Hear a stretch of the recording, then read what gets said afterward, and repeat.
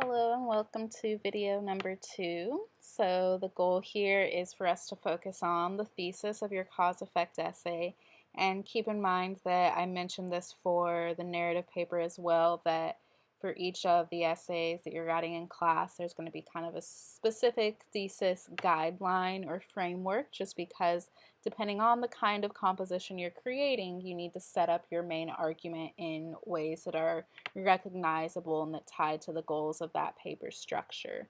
So the formula that I'm providing for you guys for the second paper is story plus 3 impacts plus thus, which I'm going to break down now, and I think it should be pretty connected to what we did with the first paper as well.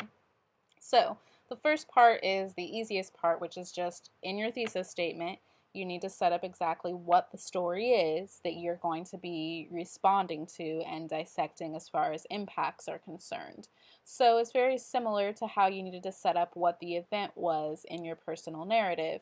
The difference is that in this case it's sometimes harder to simplify, and I really want to encourage you guys, if you're not choosing a story that's a movie or a book or something like that that has a title, a big part of the academic writing process in this case is going to be to create your own simpler terminology.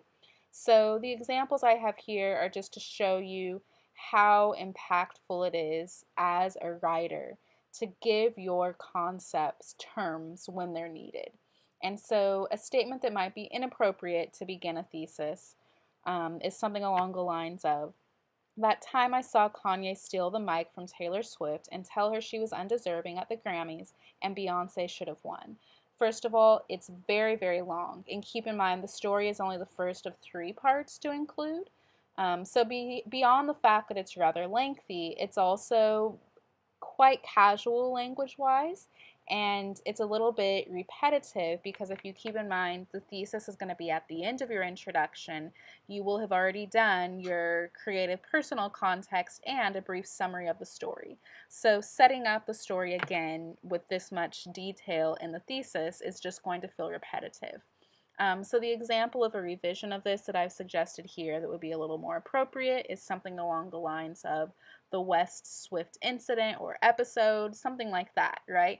And setting up early on in your thesis this sort of terminology is going to allow you to have consistency throughout the paper, because now I've established my term for this story and I'm going to be able to use that term throughout, just as if it were a movie or novel title. So of course some of you guys, as I've mentioned here, are going to have stories that already have a title, and you can kind of excuse this and just put the title in your thesis. But if it doesn't have one, then this is another thing I'm going to be looking for in your crafting of that thesis. So story is part 1. Part 2 of your thesis is to look at the impacts, right? And keep in mind that your goal is to provide us with 3 of them. So what I expect in that section, that center section of your thesis, is that you're going to work on being parallel and concise, right? And so just like I asked for you to simplify whatever the story is, if it doesn't have a title, I want you to simplify your impact so that each one doesn't need its own sentence, and so that they can be very clearly recognizable and identified by having a parallel structure. So my advice to you guys that I've mentioned here at the top is to use either present verbs or an ing verb, and to make sure that you have some consistency there.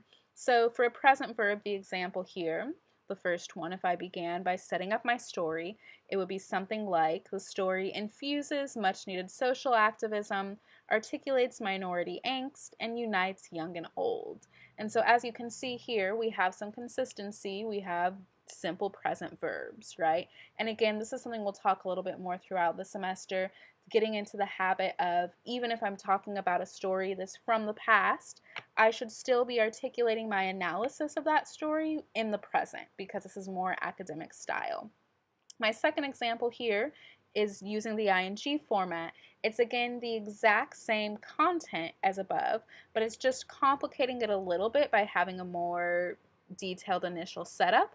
And again, it's just changing these to ing verbs, right? So in this case, the story impacts society by, And then I have my 3 points: infusing much needed social activism, articulating minority angst, and uniting young and old. So it's up to you which one you want to use. I would say play around a little bit and see which one, just suits your preference. But you definitely need to be intentional in setting up those terms in a way that allows them to be parallel and that also puts them into concise phrasing. You don't need to explain each one in depth because that's going to be the entire point of the body paragraphs later on. And that being said, we'll talk about this in the third video, but the main goal is for you to set up these 3 points because these are going to be the main points of your 3 body paragraphs later on. So we talked about story is the first thing to include in the thesis, the second thing is the impacts, and then the last thing is your thus, which for the previous paper we called the bigger picture. So my note here, after your key impact list, you should be offering a bigger picture, again, set up briefly within the phrasing of the thesis. And as I said here, you should be providing your own social commentary and offering of cultural mythology, right? Now that you've set up that story and those impacts, I want to know, and what? What does it mean that we're looking at these 3 things? Does it mean that these impacts are showing the story has a really good result within society?